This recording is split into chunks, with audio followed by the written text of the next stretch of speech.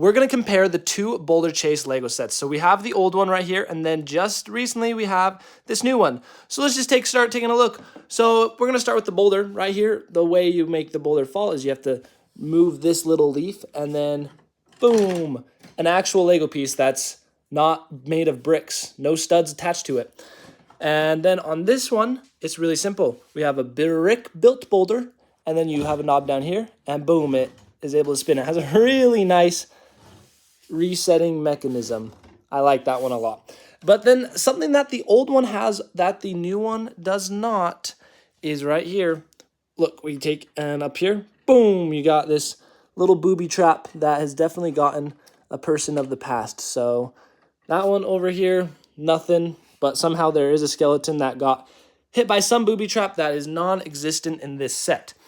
So now let's go to the next feature. So on the old one, let's remove this boulder. We have a little gate. And this is that classic scene where Indiana Jones loses his hat and has to recapture it. Okay, one of the things, sometimes a little finicky, but that scene is also recreated in the new version as well. So, but this one also is attached to a knob. So you take this, boom, drops. Let's get an angle from the other side. Simple, I love it. The mechanics of this are really good. So next scene is for the swinging across. So Indiana Jones, he'd have his rope and, well, his lasso, his whip. He'd come across, and then on this side, it's a little bit easier to have him swing across. And we're just having Spider-Man be our example because he's really good at swinging. So, and then boom, comes off, jumps, and is able to continue onward. So same old, we got the pit of death, the pit of death.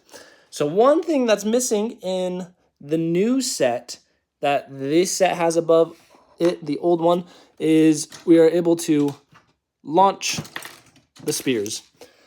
And there's that whole booby trap room where you gotta, if you're stepping on the wrong things, making the spears launch. Over here, nothing. There's just like some ancient relics and kind of some spooky faces that give the idea that it's kind of there, but it is not. So let's look at the new one though. Well, actually, yeah, we're here at the new idol Sid. We're at the idol stage where there's the golden idol. So on this set, if you remove the golden idol, boop, 2 rocks fall and it falls apart and Indiana Jones has to run across. But then on this one, I love the mechanics for this. So you take and you pull it down, it drops down, and then boom, the whole thing falls apart. And it's also able to reset very easily. Whoops, wrong button. It's able to reset very easily. And let's just run it one more time. Boom, I love it. So it's very simple mechanics right there. Whereas this one's a little bit harder to reset because you have to take and set it in the pin and get it all like lined up perfectly. Very much hard to do one-handed.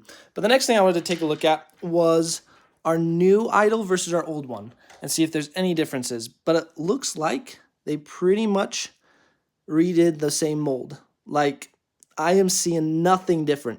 They must have had the mold just back in their warehouse and they were able to just repurpose it and use it in the newest set. So let's put that one, and we lost it down here. So grab that, put it there. So those are the 2 sets. And now we take a general look at them together. Oh, let's clean this up. And this new one has so much more color, especially this new color scheme right there. Looks super nice and gives it that ancient feel, but helps it pop. Where the old one has a very old, rustic vibe about it, but honestly, it's very legendary and very iconic. Another thing is, if we look at the bricks, it's really just these, I think are MERP pieces or something.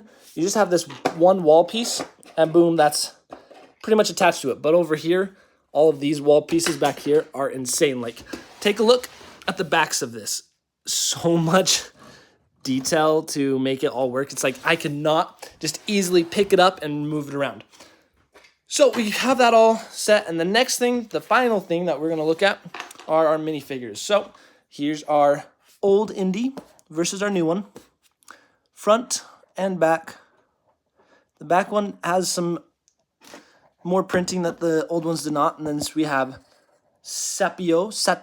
I have no idea how to say his name, but ooh, he just tripped his counterpart. And they are pretty good. Like, I do really like the old figures. Like this Indiana Jones right here, so classic. Like he's my favorite. Like the new one's good, but probably just switch out his torso with the new one, and the old figure would be my favorite. And then we have this final figure right here. We have our old version and our new version. So you all can tell me who you think is better, which set. Like, it's a hard choice to decide. Do I like the old one or the new one? In some ways, the old one has a lot more features above the new one because it also came with this water plane. But the new one, it has all this mechanics. So if I had to choose one to get, it would be this one because you can get it brand new for $150. I also did pay $150 for this old one because I got it used. So it was a quite one-on-one comparison. And I'd recommend just go to lego.com, grab this masterpiece of an Indiana Jones Lego set because it is amazing.